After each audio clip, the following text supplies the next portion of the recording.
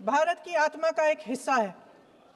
हमारा राष्ट्रगीत उस भावना का प्रतीक है जिसने सोए हुए, गुलामी में सोए हुए भारत के लोगों को जगाया, जिसने उन्हें हिम्मत दी कि ब्रिटिश साम्राज्य के सामने खड़े होकर वह सत्य और अहिंसा के नैतिक हथियारों के साथ सामना कर पाए। आज ये चर्चा एक भावना के ऊपर है,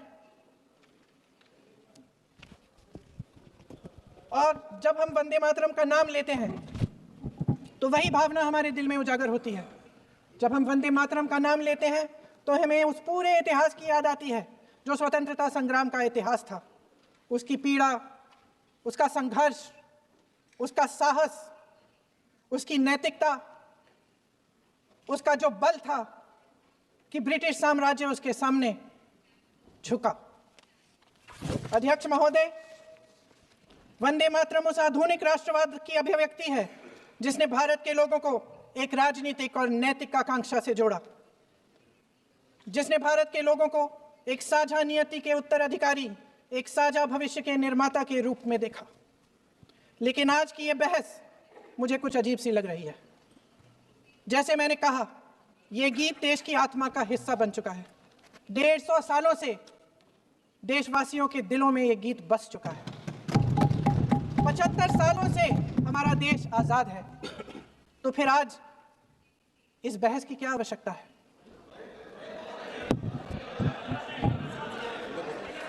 हमारा यहां मकसद क्या है?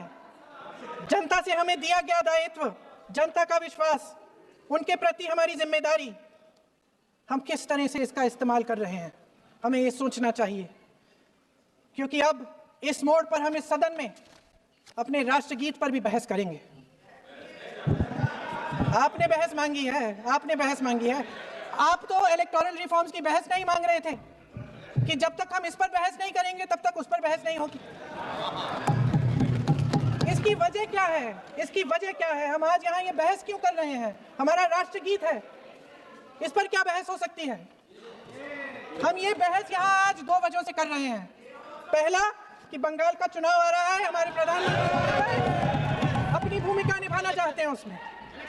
और दूसरी वजह यह है, ये मकसद है, पुरानी मकसद इनकी, अध्यक्ष महोदय, कि जिन्होंने स्वतंत्रता की लड़ाई लड़ी, जिन्होंने देश के लिए बड़ी बड़ी कुर्बानियां दी, उन पर सरकार नए आरोप लादने का मौका चाहती है।